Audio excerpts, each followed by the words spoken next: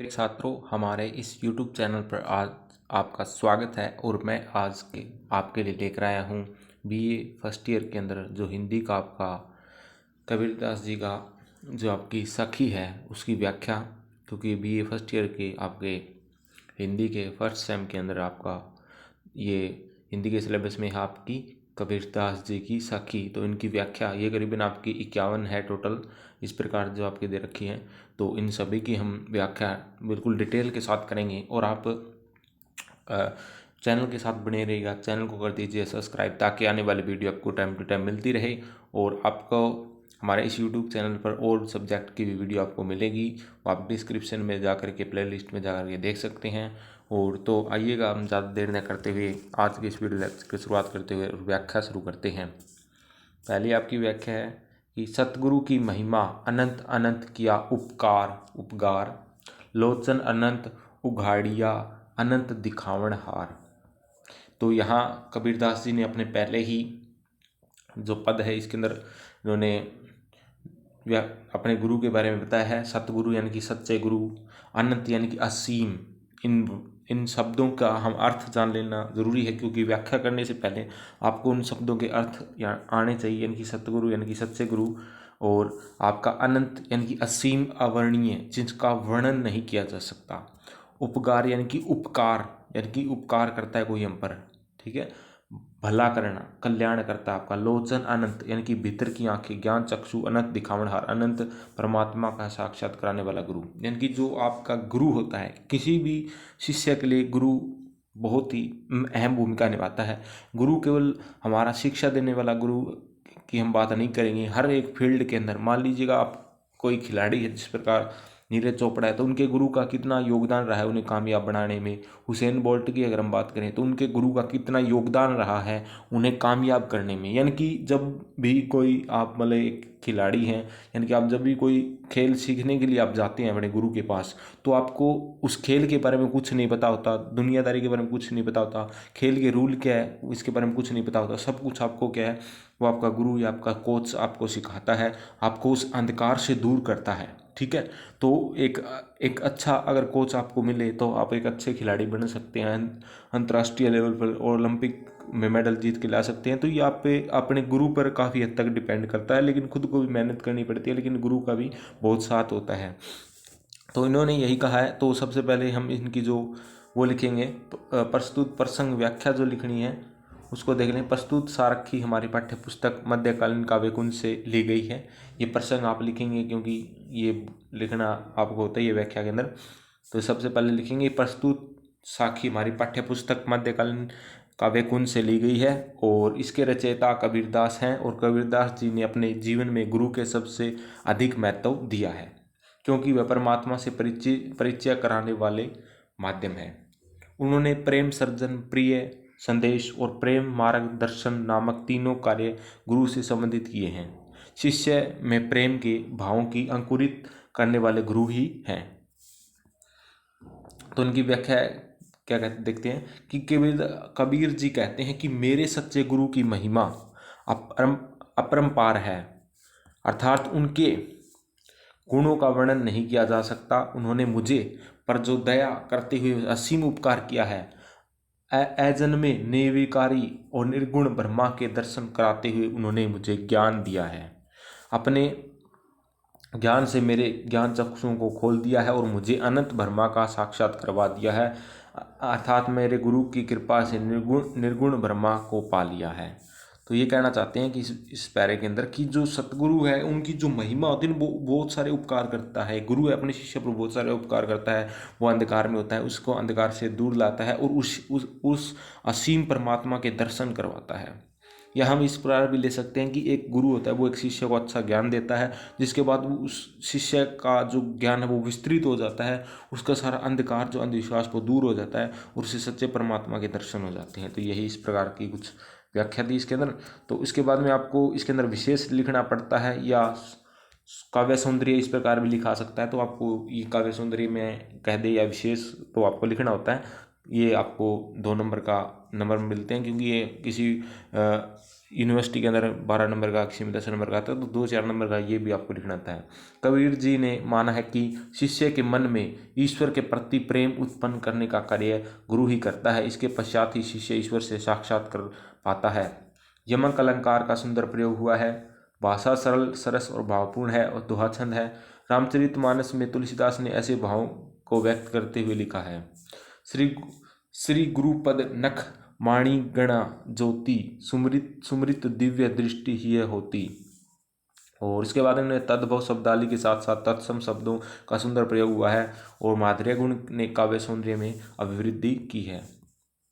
आगे हम देखते हैं इनका जो इन्होंने देखा है, राम राम के पंट तरे दबे को कुछ नाही, क्या ले गुरु संतोषिए होश होश रही मन ना माही। पटतरे यानी कि तुलना में, बराबरी में, बदले में, पटतरे की अर्थ है दबे देने, संतोषी होता है संतुष्ट रहूं, होशु होश, हवीस अरमान, लालसा प्रबल अभिलाषा। तो वही प्रसंग लिखना आपको प्रस्तुत साखी कबीरदास जी द्वारा रचित। कबीर ने अपने जीवन में प्राप्त उपलब्धियों के मूल में गुरु तत्वों की विद्यमान माना है और उनके अनुसार यदि गुरु की कृपा न हुई होती तो माया और अज्ञान से किसी भी सामान्य व्यक्ति की तरह जीवन पथ से विचलित हो गए होते। गुरु की कृपा ने उन्हें ब्रह्मा तक पहुंचा दिया है, पर उनके मन में यह असंतोष है कि उन्होंने गुरु से तो सब कुछ प्राप्त कर लिया है, पर बदले में उन्हें कुछ देने के लिए उनके पास कुछ नहीं है। देखिएगा, इस पहरे का जो मूल भाव ये है कि जो गुरु के उपकार के कारण गुरु ने जो भी उन्हें ज्ञान दिया, उनके बदले जो शिष्य ने बहुत कुछ उपलब्धि हासिल कर दी और उसके बदले वो गुरु को उसके पास ऐसा कुछ देने के लिए नहीं है कि उसका एहसान हम चुका ही नहीं सकते। जिस प्रकार हम देखते हैं कि कोई भी एक खिलाड़ी है, हम एग्जाम्पल लेते हैं कि जैसे कि हिमा दास जो एक आप जानते हैं एक अच्छी रेसर, अच्छी धावक है, तो उनके जो गुरु का जो उपकार है उन पर, वो हिम्मत दास वो कभी नहीं चुका सकती, क्योंकि उन्होंने उसको इतना मतलब तैयार किया, उसकी इतनी तैयारी करवाई कि वो आज इतने अच्छी रेसर बन चुकी है, एक अच्छी धावक बन चुकी है। ठीक है, वर्ल्ड लेवल पर उसने एक रिकॉर्ड बना दिया है। तो उस रिकॉर्ड बनाने में उसके गुरु ने जो उसकी तैयारी करवाई, उसके कोच ने जो उसकी तैयारी करवाई, तो उस तैयारी के बदले वो अपने कोच को ऐसा कुछ नहीं दे सकती जिससे कि उसका एहसान उतारा जा सके। मतलब कि गुरु की जो महिमा है, यानी कि गुरु का जो उपकार है, उसको हम कभी भी नहीं चुका सकते। इसी प्रकार आप अपने माँ बाप के जो उपकार को आप कभी नहीं चुका सकते, उसके बदले आप कुछ भी उन्हें ऐसा दे नहीं सकते भाई जिससे कुछ हद तक उनके उपकार को चुकाया जा सकते हैं। यानी संसार की कोई भी चीज़ उनके सामने तुच्छ है। ठीक है, तो ये समझिए, यही भाव है इनका। ये कहते हैं कबीर जी के अनुसार गुरु ने मुझे पर राम नाम का जो अमूल्य मंत्र दिया है, उसके बदले में देने के लिए मेरे पास कुछ नहीं है, क्योंकि उस राम के महान नाम के सामने सारी भौतिक वस्तुएं तुच्छ और है। अर्थात मेरे पास जो कुछ भी है वह किसी प्रकार गुरु के दिए जाने की बराबरी नहीं कर सकता। फिर भी भले में मैं क्या देकर गुरुदेव को संतुष्ट करूं कि यह प्रबल अभिलाषा मेरे हृदय में उत्पन्न होकर रह जाती है। भाव यह है कि मेरे हृदय की अरमान हृदय में ही रह गया है। गुरु ने तो मुझे भाव के बीमारी यार वीडियो बनाना की जो प्रबल अभिलाषा मेरे हृदय में उत्पन्न है, यानी कि कहना चाहता है कि जो गुरु एक अपने शिष्य पर जो भी मतलब उसको ज्ञान देता है, उसके बदले में शिष्य है वो गुरु को कुछ नहीं दे सकता कि उसका एहसान वो उतार सके। इसी प्रकार आप अपने माता पिता के एहसान को कभी नहीं उतार सकते, क्योंकि उन्होंने आपको पाल पोस कर बड़ा किया है। ठीक है, और अगर एक आजकल अपन देखते हैं कि जो बच्चे क्या करते हैं कि अपने माँ बाप का पैसा उड़ा देते हैं बाद में। ठीक है, जब उन्हें की कमाने की बात आती है ना और उनके माँ बाप बूढ़े हो जाते हैं, तो वो अपने माँ बाप को कुछ नहीं देते। ठीक है, उनके साथ लड़ाई करते हैं, भाई आपने क्या दिया, ये वो एहसान उतारना दूर की बात, वो अपने माँ बाप की देखभाल भी नहीं करते। बड़े हो जाते हैं, उनकी शादी हो जाती है, वो अपने माँ बाप से अलग हो जाते हैं। ठीक है, तो इस प्रकार की जो आजकल धारणा समाज के अंदर चली हुई है उसके बारे में अपन कुछ नहीं कह सकते। तो इस प्रकार जो गुरु की है ना, गुरु और अपने माता पिता की आप कभी एहसान को नहीं उतार सकते। तो यही इस पैरे का कहने का भाव है। आगे चलते हम, तो ये कहते हैं कि कबीरदास जी अपने मन की हताशा और व्यथा को प्रस्तुत किया है। साथ ही साथ इस तथ्य का आभास भी मिलता है कि वे अपने गुरु की कृपा के प्रति कृत्य हैं। दूसरा इसके अंदर आपको लिखना है कि अनुप्रास और प्रश्न अलंकारों का प्रयोग हुआ है, भाषा सरल सरस और भावानुकूल है, माधुर्य गुण ने काव्य सौंदर्य में अभिवृद्धि की है, अभिधात्मकता ने सहजता प्रदान की है। तो ये आपको लिखना है, क्योंकि जो विशेष लिखना पड़ता है, व्याख्या करनी पड़ती है। सबसे पहले आप प्रसंग लिखेंगे, फिर व्याख्या करेंगे, फिर विशेष लिखेंगे, तो आपके अच्छे नंबर आते हैं इसमें। आगे चलते हैं हम। अगला जो तीसरा आपका पैरा है उसे क्या कहते हैं? हंसे न बोले उन्मनी चंचल महिला मारी, कहे कबीर भीतर विद्या सतगुरु के हथियारी। ये आप डरे नहीं, इस प्रकार की जो ये साखी कबीरदास जी ने लिखी है, क्योंकि कबीरदास जी बहुत सारी भाषाओं को जानते थे, वो अनपढ़ थे, लेकिन उनकी जो वाणी का जो संकलन है उनके शिष्यों ने किया, तो इसलिए उन्होंने अलग अलग भाषाओं के शब्दों का यूज किया है। यहाँ आपको खड़ी बोली है, अवधी है, ब्रज है, हिंदी है, इन सभी भाषाओं का, पंजाबी, इन भाषाओं को मिला करके ये जो पैरे लिखे गए, इसलिए आपको इनकी जो ये जो भाषा है थोड़ी सी टफ लग रही है कि ये क्या, पता नहीं, मतलब इसका मीनिंग तब समझ पाएंगे जब इनके जो वर्ड हैं उनका अर्थ अगर आपको आता हो। पेपर के अंदर आप व्याख्या कर सकते हो अगर इनके अर्थ आपको थोड़े थोड़े याद हों। जैसे कि उन्मानी का मतलब हो कि उन्मानी के लिए उन्मन, यानी कि उन्मन मन में जो उत्पन्न होती है, उन्मन। सामान्य रूप में मन की शांति अवस्था को ही उन्मनी कहा जाता है। दूसरा आपका मारी, नष्ट कर देना, भीतरी यानी कि आंतरिक रूप से, विद्या बिंद जाना, हथियारी हथियार। और तो वही आप फिर से लिखेंगी जो प्रसंग लिखना आपको, प्रस्तुत कबीरदास जी द्वारा रचित काव्य सतगुरु की महिमा का वर्णन करते हुए कहा गया है, तो ये आप लिख लीजिएगा, बार बार आपको लिखेंगे। तो आगे हम देखते हैं कि व्याख्या में क्या कहते हैं कि कबीरदास जी कहते हैं कि उन्मानी साधना की एक विशेष अवस्था दशा में पहुंचने पर शिष्य ने न तो हंसता है और न ही वह बोलता है, वह तो मन और तन की सारी चंचलता को मार कर नष्ट कर डालता है। ऐसी अवस्था में पहुंचने का श्रेय उसके सतगुरु को ही जाता है, क्योंकि वे अपने ही शब्दों में रूपी हथियार से उसका हृदय बींद डालते हैं और उसके संसक्ता से उठा लेते हैं। ये आपको थोड़ा सा अब समझ में नहीं आएगा, क्योंकि जो प्राचीन काल के अंदर जो गुरु और शिष्य होते थे इसी प्रकार का ज्ञान देते थे। उस टाइम ये तो था नहीं भी पेपर ले कागज पे और भाई आपको परीक्षा हो गई, ये वो नहीं था। मानसिक ज्ञान देते थे, साधना करते थे शिष्य, गुरु उनको उन साधना में इतना लीन कर देते थे। जिस प्रकार आप फिल्मों में कई बार देखते हैं कि कोई साधु है, वो बिल्कुल अपने क्या है साधना में लीन है, ठीक है, उसके पास से बरसात हो, वो क्या है 10 जितने दिन वो साधना करते थे वो खाना पीना सब भूल जाते थे, उनकी आत्मा मतलब पूरी तरह से परमात्मा में लीन हो जाती थी। तो उसी अवस्था का इस पैरे के अंदर वर्णन किया गया है। कई बार क्या बच्चों को समझ में नहीं आता, पता नहीं क्या इस पैरे के अंदर लिख रहा है, तो यही कह रहा है कि उस टाइम का जो, क्योंकि कबीरदास जी आप देखते हैं कितने ईसा पूर्व थे, अब की बात तो है नहीं, भी 2-4 साल पहले थे, तो ये काफ़ी प्राचीन टाइम की बात है। तो उस टाइम के जो गुरु और शिष्य की जो ज्ञान देने का जो तरीका था वो यहाँ दर्शाया गया है। आगे हम देखते हैं कि कबीर के अनुसार सतगुरु के द्वारा दिए गए शब्द रूपी हथियार से शिष्य अपनी चंचलता को दूर करने में सफल होता है। उन्मनी अवस्था में पहुंचे हुए साधक को सुंदर वर्णन है, भाषा सरल सरस और भावपूर्ण है, दोहा छंद का प्रयोग किया गया, अनुप्रास अलंकारों का सुंदर प्रयोग है। चौथा पैरा आप देखते हैं कि पीछे लागा जाई था लोक वेद के साथी, आगे थे सतगुरु मिल्या दीपक दिया हाथी। अब ऐसा थोड़ी ना भी आगे सतगुरु मिल गया दीपक ले लिया, ले भी दीपक ले लिया, ऐसा नहीं है। थोड़ा सा समझना है, व्याख्या समझनी इसकी। कैसे देखते हैं?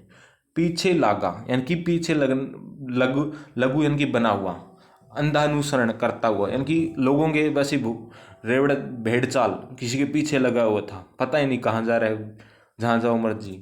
तो लोक वेद, लोकचार था वेदाचार, समाज शास्त्र की रीति थे से सतगुरु सच्चा मार्ग दिखलाने वाला गुरु, ठीक है। और हाथ यानी कि हाथ, सिंपल ही बात है। तो प्रस्तुत वो आपको लिख देना कि प्रस्तुत कबीरदास जी द्वारा रचित, ये बार बार वही लिखना है आपको। प्रसंग एक बार आप अच्छे तरीके से बना करके तैयार कर लीजिएगा, वही आप लिख दीजिएगा। कोई भी पैरा आपका आता है उसके अंदर एक ही लिखना होता है, कोई अलग अलग नहीं होता, बस थोड़ा सा भाव चेंज कर दीजिएगा। आगे इसकी व्याख्या इंपॉर्टेंट है, वो सेम नहीं लिखनी है भाई।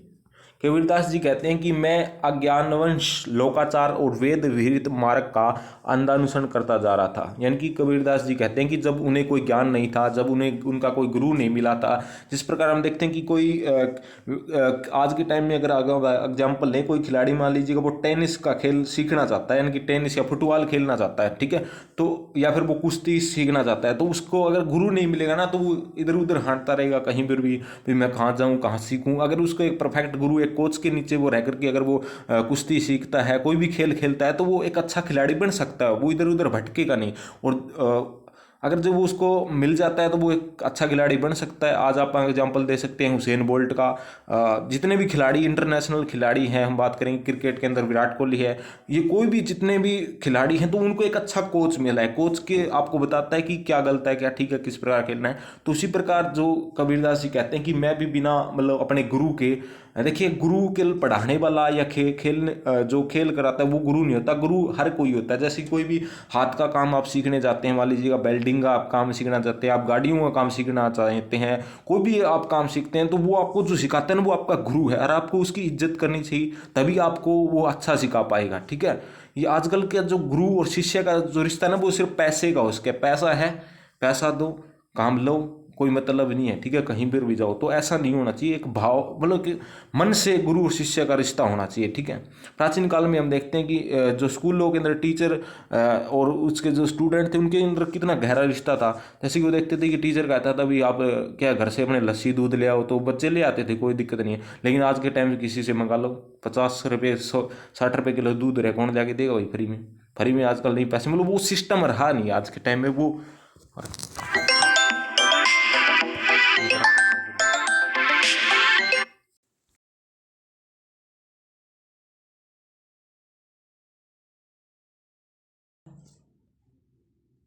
कल आ गया था, आगे देखते हैं हम कि उन्होंने ज्ञान का दीपक मेरे हाथ में दे दिया और जिससे मैं अपना रास्ता स्वयं खोज रहा कर ब्रह्मा प्राप्ति रूपी लक्ष्य तक पहुंच सका। ठीक है, तो कबीरदास जी आप देखते हैं कि एक संत थे और उन्होंने किस प्रकार उनको गुरु मिलता है और गुरु के बल पर वो क्या है उस असीम परमात्मा का प्राप्त कर पाते हैं। लेकिन आज के टाइम की शिष्य का टारगेट क्या है? मैं गुरु से, जैसे आप कोचिंग सेंटर में जाते हैं तो वहाँ पढ़ते हैं शिक्षा, लेकिन नौकरी का टारगेट है। लेकिन उस टाइम नौकरी का थोड़ी था। अब कबीरदास जी ऐसा थोड़ी है भाई पुलिस में लगाना चाहते थे। ठीक है, तो मतलब वो परमात्मा को पाना चाहते तो उन्होंने परमात्मा को पा लिया। तो यही इसके अंदर बताया गया। अगला देखते हैं, कबीरदास जी ने स्पष्ट रूप से स्वीकार किया है कि उनकी निर्गुण भक्ति का मार्ग गुरुदेव की कृपा से प्राप्त हुआ है। तत्कालीन धार्मिक मान्यता अंकन किया गया है। अनुप्रास, सांग, रूपक और रूपत्योक्ति अलंकारों को सुंदर योजना से काव्य सौंदर्य चार चांद लगे हैं। दीपक शब्द में ज्ञान की प्रतीकात्मकता विद्यमान है। अभिधात्मकता प्रयोग ने साखी को सरसता और प्रभावता प्रदान की है। माधुर्य गुण द्रष्टव्य है। आगे हम करते हैं कि 5वां जो पैरा आपका, उसके अंदर दीपक दिया तेल भरी बाती दई अघट पूरा किया बिसाहुणा बहुरी न आओ हट। यानी कि अघट का न घटने वाला, विषाणु व्यापार खरीद हट। तो वही आपको लिखना है। प्रसंग प्रस्तुत साखी कबीरता द्वारा रचित इस साखी में उन्होंने जीवन मरण के चक्र से युक्त इस संसार में मुक्त पाने की कामना की है। ये कहते हैं, कबीरदास जी कहते हैं कि सतगुरु ने भक्ति रूपी तेल से भरा हुआ दीपक मेरे हाथ में दे दिया और कभी न घटने वाला तत्व ज्ञान रूपी बत्ती भी डालती। मैंने इस दीपक में प्रकाश से संसार जो कुछ खरीदना था खरीद लिया। यानी कि कबीरदास जी कहना चाहते हैं कि भक्ति रूपी तेल, जैसे कि आप दिया लेते हैं और दिए के अंदर बत्ती होती है, उसके अंदर तेल डाला जाता है और वो उस दीपक को फिर जला देते हैं और वो प्रकाश देता है। तो उसी प्रकार इन्होंने उस दीपक के एग्जाम्पल से ये अपने गुरु के जो शिक्षा उन्हें दी है उनका इन्होंने समझाया है कि सतगुरु ने भक्ति रूपी तेल से भरा हुआ दीपक, यानी कि भक्ति रूपी तेल है, यानी कि जो भक्ति है वो तेल के समान है और भरा हुआ दीपक है मेरे हाथ में दे दिया है। उसमें कभी न घटने वाला, यानी कि जो बत्ती उसके अंदर डाली जाती है रुई की, वो उसको क्या है ज्ञान के रूप में माना है। और मुझे इस दीपक के प्रकाश में संसार से जो कुछ खरीदना था, यानी कि इस ज्ञान के बल पर मैंने जो भी संसार से कुछ लेना था खरीदना था वो खरीद लिया। अब मैं पुनः इस संसार में बाजार में नहीं आना चाहता, अर्थात मैं सब जन्म मरण के चक्कर से मुक्त होना चाहता हूँ। यानी कि कबीरदास जी कहते हैं कि जिस प्रकार मनुष्य का ना हमने आपने सुना भी होगा कि मनुष्य का ना 7 बार जन्म होता है, मानव जीवन 7 बार मिलता है, ठीक है, और वो मर जाता है फिर जन्म लेता है, मर जाता है फिर जन्म लेता है। तो इस झंझट से कबीरदास जी मुक्त होना चाहते हैं, इसलिए वो कहते हैं कि उन्होंने गुरु का ज्ञान मिल गया है, सब कुछ उसे मिल गया, संसार से जो भी कुछ उन्होंने, संसार से जो भी रूबरू होना, संसार से रूबरू हो रहे हैं, और वो संसार में नहीं रहना चाहते, यानी कि वो जन्म मरण से मुक्त होना चाहते हैं, क्योंकि मनुष्य की जो आत्मा है वो क्या परमात्मा की से मिलना चाहती है, इनकी जो आत्मा परमात्मा मिल जाए, यही कबीरदास जी चाहते हैं। तो एक भक्त थे, तो इस प्रकार की भावना इनके अंदर थी, वो इस पैरे की इन्होंने बताई है। तो भैया आपको लिखना है कि कबीर ने संसार के प्रति वैराग्य भाव प्रदर्शित किया है, भाषा सरल सहज एवं भावपूर्ण है, दोहा छंद है जिसमें गेयता का गुण विद्यमान है, रूपयोक्ति अलंकार है, माया दीपक नर पतंग भ्रमी भ्रमी इवे पड़ंत, कहे कबीर गुरु ज्ञान थे एक आध उभरंत। ये पैरा काफ़ी इंपॉर्टेंट है, एग्जाम में काफ़ी बार पूछ लिया जाता है। नर यानी कि मानव इंसान, पतंग शलभ वर्षा ऋतु में उत्पन्न होने वाला एक कीड़ा, भ्रमी भ्रमी मंडरा मंडरा कर चक्कर खाकर घूम कर, ईवे इस पर, उभरंत यानी कि बचत। तो वही आपको लिखना है कि प्रस्तुत कबीरदास जी द्वारा रचित है। इस साखी में कबीर का मानना है कि मायात्मक संसार में सभी प्राणी माया के जाल में फंसे हुए हैं और जीवन के सुख दुख आवागमन और जगत का मूल कारण माया ही है। यह अभिविद्या स्वरूप है, असत्य है, मिथ्या है, और लेकिन ईश्वर के लिए फैला हुआ प्रपंच है, इस पर हरि कोई नहीं जानता। या तो इसे परमात्मा जानते हैं या परमात्मा के भक्त।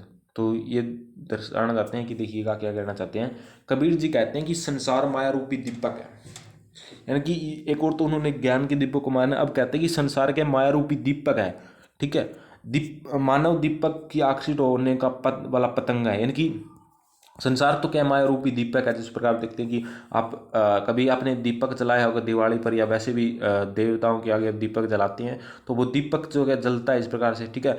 तो उस जो पतंगा होता है ना, एक कीट पतंगा, वो उस प्रकाश की ओर आकर्षित होकर उसके अंदर पड़ जाता है, उसकी तरफ आकर्षित होता है, उसके अंदर पास आ जाता है, तो उसके अंदर आग के अंदर झड़ से वो मर जाता है। इसी प्रकार कहता है कि जो मनुष्य जो दीपक है वो माया है।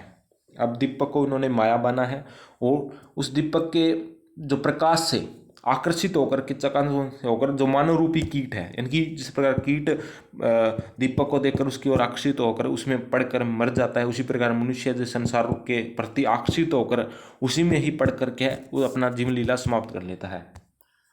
और अर्थात संसार चकाचौंध से आकृष्ट होकर मानव इस में अपने अपने लीन कर लेता है और भगवान को मूल भूल जाता है। इस माया रूपी दीपक के आकर्षण से कोई एकाध विशेष शिष्य गुरु से ज्ञान प्राप्त कर बच पाता है। भाव यह है कि त्रिगुणात्मक माया ने संसार को अपने वश में कर रखा है। गुरु का ज्ञान ही मानव को बोध देता है, जिससे वह मायात्मक संसार के लालच को छोड़कर ईश्वर के नाम की ओर उन्मुख होता है। तो यही इसके अंदर बताया गया है। तो विशेष में आप लिखेंगे वही, कबीर जी ने माना है कि आत्मज्ञान परमात्मा ज्ञान हो जाने के पश्चात मानव को माया का भी ज्ञान हो जाता है। तब वह माया के द्वारा होने वाले बुराइयों के प्रति सजग हो जाता है। रूपक, अनुप्रास, पुनरुक्त, प्रकाश अलंकारों का सार्थक प्रयोग किया गया है। गुरु के प्रति अगाध विश्वास की प्रस्तुति हुई है। लाक्षणिक प्रयोग ने काव्यगत सौंदर्य में वृद्धि की है। भाषा सरल सरस और प्रवामी है। तद्भव शब्दावली का प्रयोग हुआ है। गीत काव्य के तत्वों का समावेश हुआ है। अगला हम देखते हैं कि पैरा नंबर 7,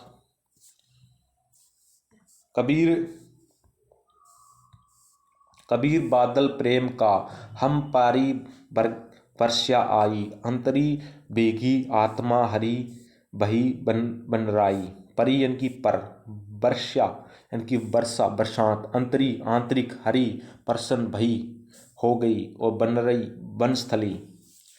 तो वही आपको लिखना है। प्रसंग बार बार एक ही प्रसंग आपको अच्छे तरीके से तैयार करके लिख लेना है। व्याख्या देखिए, कबीर जी कहते हैं कि भक्ति रूपी बादल उमड़ उमड़ कर उनके ऊपर बरस पड़े, जिससे उनकी अंतरात्मा उसमें स्नान कर तृप्त हो गई है। यानी कि जो कभी कहते हैं भक्ति रूपी बादल, यानी कि इन्होंने कबीरदास ने बहुत ज़्यादा भक्ति की है, और वो भक्ति रूपी जो बादल है उनकी अंतरात्मा पर बरस पड़े हैं, और उस वर्षा से उनके क्या अंतर तक उसकी आत्मा भीग गई है। यानी कि भक्ति में उनकी आत्मा पूर्ण रूप से लीन हो गई है। इन्होंने इतनी ज़्यादा भक्ति की है। भक्ति रूपी बादलों के बरसने से न केवल उनकी अंतरात्मा उनका शरीर प्रसन्न हो गया, इनकी भक्ति करके, इतनी इन्होंने ज़्यादा भक्ति की, उनकी पूरा शरीर क्या है बिल्कुल प्रसन्न हो गया, भक्ति भावना में लीन होता है। देखिए आज के टाइम में कोई भक्ति नहीं करता, सब जितने भी बाबे आपको देखने को मिलेंगे वो ढोंगी मिलेंगे, ठीक है। तो वो उतने, जैसे आपने वो हरियाणवी गीत भी सुना होगा, पहले आले साधु और संत ना रहे, इस प्रकार जो सॉन्ग है। और आज आप देखने को भी आपको वहाँ मिलता ही है कि किस प्रकार जो गुरु है वो भगवान के नाम पर के आजकल धंधा तोड़ रखा है। आपने ओ माई गॉड फिल्म, बहुत सारी फिल्में देखी होंगी, यानी कि धार्मिक अंधविश्वास के नाम पर लोगों ने दुकान खोल रखी है, ठीक है। भगवान की सोने चांदी की मूर्तियां हजारों करोड़ों रुपए में बेची जाती है। भाई भगवान उन हजारों करोड़ों रुपए की मूर्तियों के अंदर नहीं है, भगवान आपके अंदर विद्यमान है, ठीक है। और उस आवश्यकता है उसको खोजने की, यानी कि आप भगवान को कितना मानते हैं, ठीक है। आज अगर हम भारत के अंदर देखें तो भगवान के नाम पर, यानी कि धर्म के नाम पर, अलग अलग धर्म के नाम पर लाखों करोड़ रुपये मतलब मंदिरों के अंदर हैं। तो इसीलिए आपने न्यूज़ में पढ़ा होगा कि दक्षिण भारत के अंदर जो कर्नाटक राज्य है वहाँ क्या मंदिरों की इतना सोना है कि उस जो कर्नाटक की सरकार ने क्या मंदिरों के सोने को पिघाड़ने की योजना चला रखी है, क्योंकि उन्हें पता है कि सारा हमारा जो सोन मतलब धन दौलत है वो मंदिरों के अंदर है। भारत एक गरीब देश नहीं है, भारत का जो ज़्यादातर जो पैसा अगर हम बात करें 25% अगर देश का जो धन है वो मंदिरों के अंदर है। आप पीछे आपने अखबार में देखा हो कि जो अब कृष्ण जन्माष्टमी थी तो उस टाइम क्या था कि जो चित्तौड़गढ़ का भगवान श्री कृष्ण का मंदिर है वहाँ एक दिन में 1400 करोड़ रुपए का चढ़ावा, अंदाज़ा लगा सकते हैं आप, 1400 करोड़ रुपए एक दिन के अंदर। कोई बड़ी से बड़ी कंपनी की एक महीने की इनकम नहीं होती होगी, इतना मंदिर में पैसा होता है। तो ये देख सकते हैं कि किस प्रकार आज के टाइम में चल रहा है, वो खैर अलग बात है। तो ये एक एग्जाम्पल था। आगे देखते हैं कि कवि की मान्यता है कि हृदय में भक्ति का उदय होता है ही अंतरात्मा प्रसन्न होती है। भक्ति का प्रभाव केवल व्यक्तिगत ही नहीं होता, अपूत सामाजिक भी होता है। भाषा सरल सरस और भावपूर्ण है, दोहा छंद है, असंगति और रूपक अलंकारों का सुंदर प्रयोग हुआ है।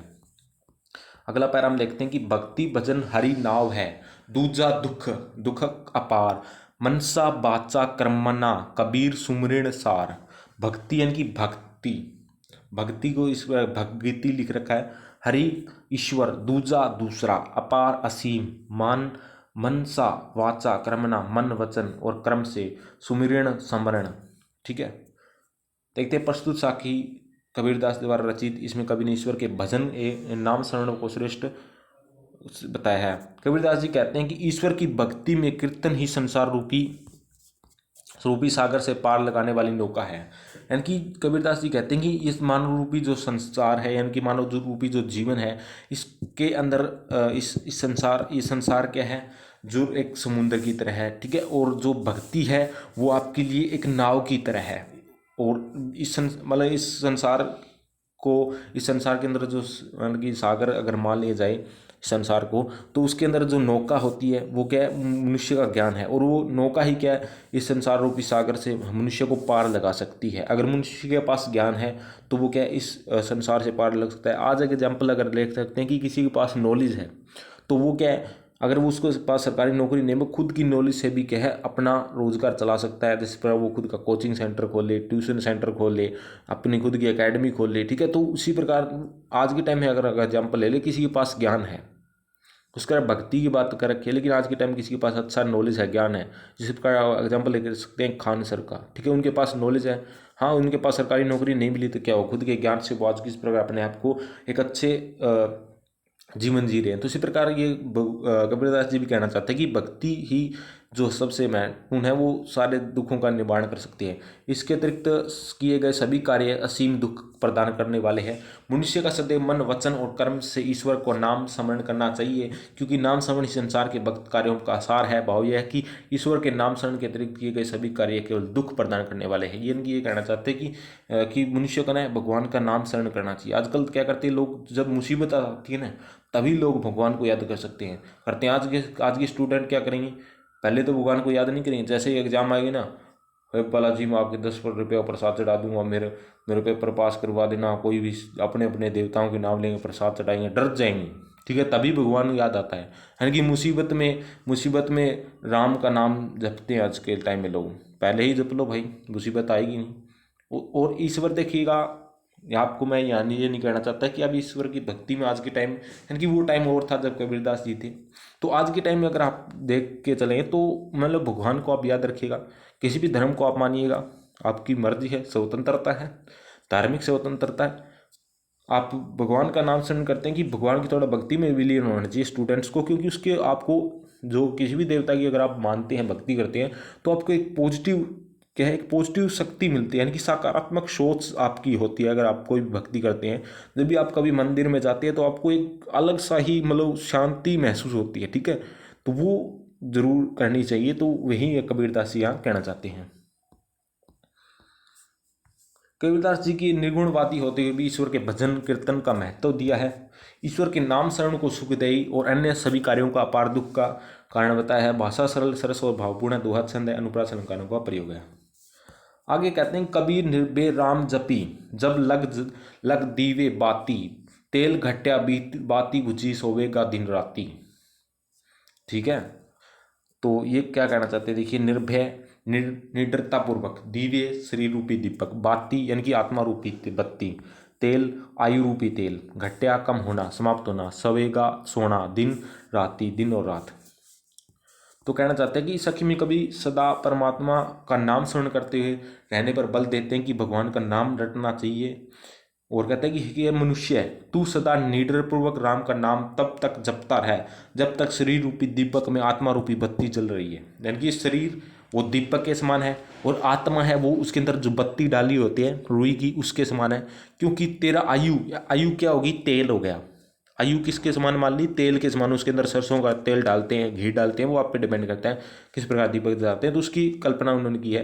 यानी कि किसके समान हो गया, आपका दीपक, जिस प्रकार आपका दीपक हो गया वो तो आपका शरीर के समान हो गया, और जो बत्ती है वो आत्मा के समान होगी, वो तेल है वो आयु के समान हो गया। यानी कि जितनी आयु आप जिएंगे आपको तेल मिलता रहेगा, जैसे बत्ती है उसको तेल मिलता रहे, जब तक तेल है तो आत्मा चलेगी। यानी कि जब तक आपकी आयु यानी कि उम्र है, यानी कि 100 साल वैसे तो मानी जाती है मनुष्य की, लेकिन आज के टाइम में 100 साल कोई जीतता नहीं है। 65 भारत के अंदर जो औसत मतलब मानेगी है कि 65 लगभग मानेंगी है। उससे पहले भी आजकल दुर्घटना में लोग मारे जाते हैं, कोरोना में लोग मर जाते हैं, तो अलग अलग रीजन है, लेकिन ये यही बताना चाहते हैं, ठीक है। और मतलब जब तक मनुष्य जीवित है उसको भगवान के नाम का जाप करना चाहिए, जब तक उसके अंदर शरीर के अंदर आत्मा है। और जिस दिन मतलब ये आत्मा जो आपका आयु रूपी तेल खत्म हो गया, ठीक है, तो आपकी आयु समाप्त होगी, उस दिन ये बाती क्या बुझ जाएगी, इनकी आत्मा की, आपकी आत्मा तो वैसे हमारी आत्मा तो मरती नहीं है, उस दीपक को छोड़ के ये चली जाएगी, ठीक है। आत्मा के शरीर से निकल जाएगी और देव रोए यानी कि सोएगा दिन रात, यानी कि पड़ा रहेगा, उसकी लाश पड़ी रहेगी, घर परिवार वाले क्या है उसको दफना देंगे, जला देंगे। तो ये काम है। यानी कि मनुष्य का देखिए जन्म हुआ है, मृत्यु हुई, लेकिन क्या है, मनुष्य ने सारा जीवन क्या है भाग दौड़ में, हाय पैसा हाय धन, ये मेरा वो मेरा करके बिता दिया, लेकिन भगवान को कभी याद नहीं किया। जिस भगवान ने उसको बनाया उस भगवान को कभी याद नहीं किया। मतलब आज के टाइम में लोग क्या है माया के पीछे है, ये वो है, तो ये चीज़ नहीं होनी चाहिए। कबीरदास जी कहते हैं कि मनुष्य को भगवान का नाम भी जपना चाहिए। आगे क्या कहते हैं देखिएगा, तो इनके रूपक रूपोक्ति तथा अनुप्रास अलंकार भाषा सहज होती है, प्रतीकात्मक है, रहस्यात्मक है, का समावेश है। दोहा छंद का प्रयोग किया गया है जिसमें गीता गुण प्रदान किए, प्रतीकात्मकता के भावों को गंभीरता प्रदान की है। आगे देखते हैं, कैसे कही काहू कुकिए, ना सोइए असरार, राति दिवस के कुकणों कभू लगे पुकार। कोयल की तरह कूकना, कूकिए, सोइए सोना, असरार लगातार, राति दिवस रात दिन, कुभू कभी। प्रस्तुत साखी कबीरदास द्वारा रचित, इसमें कवि ने निरंतर ईश्वर के नाम स्मरण पर बल दिया है। कबीरदास जी कहते हैं कि मनुष्य को निरंतर कोयल की तरह वेदना भरे स्वर में ईश्वर को पुकारते रहना चाहिए। उससे अपने समस्त आलस्य को, सोते रहने की प्रवृत्ति को छोड़कर ईश्वर की पुकारना चाहिए। और संभव है कि सदा रात दिन की जाने वाली इस पुकार को ईश्वर कभी अवश्य ही सुन लेंगे। यानी कि कबीरदास जी कहते हैं कि मनुष्य जिस प्रकार कोयल है वो निरंतर क्या है बोलती है बिल्कुल मधुर स्वर में। अगर कोयल अगर वो काग अगर बोलता है तो उसकी कोई नहीं सुनता, उसको भगा देता है। तो कोयल की तरह मधुर वाणी में ईश्वर को पुकारते रहना चाहिए। आलस्य नहीं है। आजकल के लोग सोते रहते हैं 10-10 11-11 बजे तक, कौन भगवान को याद करता है। फिर फ़ोन चलाने लग गए, फिर कुछ और इधर उधर घूम ले, कौन भगवान को याद करता है। कोई मंदिरों में आजकल जाता नहीं। हाँ, जागरण वगैरह कुछ हो, भंडारा लग रही है तो वहाँ चले जाएंगे, भंडारा खा के फ्री आ गए बस, कौन भगवान भगवान। मतलब आज के टाइम में एक मानसिकता मतलब लोगों की चेंज हो गई है, ठीक है। तो वो चीज़ नहीं होनी चाहिए भाई। कहते हैं कि भगवान को पुकारते रहना चाहिए, ठीक है, उस भक्ति करती रहना चाहिए, ताकि भगवान की आपकी कभी ना तो कभी सुनेगा, ठीक है। जरा मुसीबत आती है ना तो लोग भगवान को जरूर पुकारते हैं और फिर कहते हैं कि हमारे भगवान मदद नहीं करता। भाई मुसीबत में याद किया है, एकदम थोड़ी ना मिलेगा, ठीक है। तो ये चीज़ें हैं, ये नहीं होना चाहिए। आगे देखते हैं कि कवि ने निरंतर राम स्मरण करने के लिए कहा है। कवि ने आलस्य सोए हुए रहने की प्रवृत्ति को त्याग करने पर बल दिया है। भाषा सरल सहज और प्रभावपूर्ण है। दोहा छंद का प्रयोग किया गया है जिसमें गेयता का गुण प्रदान किया गया है। अनुप्रास एवं पुनरुक्ति प्रकाश अलंकारों का सुंदर प्रयोग हुआ है। लंबा मार्ग दूरी घर, विकट पंथ बाहु मार, कहे संतों के पाइयो दुर्लभ हरि दीदार।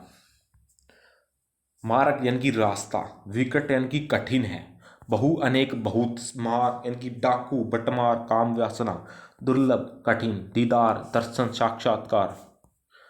प्रसंग प्रस्तुत साखी कबीरदास जी द्वारा रचित कवि के अनुसार भक्त का अभिष्ट केवल ईश्वर पर दर्शन है, पर यह कार्य सरल नहीं है, क्योंकि ईश्वर के प्रपंच का कारण यह है कि संसार भक्ति को भक्ति मार्ग अपनाना ही नहीं देता।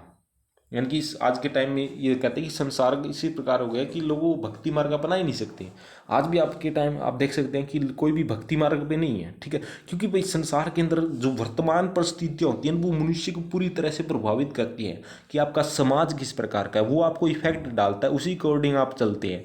जैसे कि सारे लोग क्या नौकरी के पीछे दौड़ रहे हैं, सभी स्टूडेंट हैं, पढ़ रहे हैं, भाई नौकरी लगे, ठीक है, ये वो करें, तो उसी प्रकार आप चलोगे ना भाई। जिस प्रकार का जैसा देश वैसा बेश, सीधी सी बात है, ठीक है, वही है। कहते हैं कि कबीरदास जी कहते हैं कि हे संतो, ईश्वर के दर्शन प्राप्त करना कोई सरल काम नहीं है, क्योंकि उनका निवास स्थान तो बहुत दूर है, उन्हें तक पहुंचने का रास्ता बहुत लंबा है। साधना का रास्ता भी बड़ा जटिल है, जिसमें विषय वासना रूपी अनेक डाकुओं का व्यय है, अर्थात तरह तरह के मायात्मक अवरोधों की स्थिति के कारण ईश्वर को पाना सरल नहीं है। भाव यह है कि जो आज के टाइम में ये कहते हैं कि जो संतों से कहते हैं कि जो संत लोग हैं वो कहते हैं कि भगवान को, भाई हम भगवान को प्राप्त के लिए है, भगवान हमारे सपने में आए, ऐसे कहते हैं आजकल के साधु संत। लेकिन भगवान को पाना इतना आसान नहीं है। जो विषय वासना देखते हैं कि प्राचीन काल में जो भी साधु, असली जो साधु संत थे वो क्या किया करते थे, यानी कि तमाम भी बंद कर दूँ। टेंशन को जो पाना थोड़ा सा कठिन है, भगवान की असली भक्ति कर सकता है, यानी कि जटिल भक्ति करके ही 14 साल की भक्ति, यानी कि बहुत लीन रहना पड़ता है, जब जा करके भगवान की प्राप्ति होती है। तो आज के टाइम में तो ऐसा कुछ है नहीं, क्योंकि आज का जो कलयुग आ चुका है तो उस टाइम में ऐसा कुछ होता नहीं है। कबीरदास जी अद्वितीय ने ब्रह्मा सत्य जंग मिथ्या मान्यता को सिक्योरिटी प्रदान करते हुए काम वासना आदि को ईश्वर की भक्ति के मार्ग के अवरोध माना है। दूर घर के ब्रह्मा की गम्यता अगोरता विकट पंथ से कठिन भक्ति मार्ग भूमिर से संसारिक भय को अंक संकेत किया गया है। कबीर ने सटीक प्रतीक योजना को प्रस्तुत की है। संबोधन शैली साखी सौंदर्य प्रदान किया गया है। तत्वार विदेशी गाली का प्रयोग किया गया है। तो आज के इस वीडियो लेक्चर में भाई इतना ही। इसके अलग अलग पार्ट लेकर के आता रहूँगा मैं, ठीक है। 2-3 पार्ट में इस वीडियो को कंप्लीट कर सकेंगे, क्योंकि काफ़ी लंबा रहेगा ये। तो इसलिए आज के वीडियो लेक्चर में इतना ही। धन्यवाद।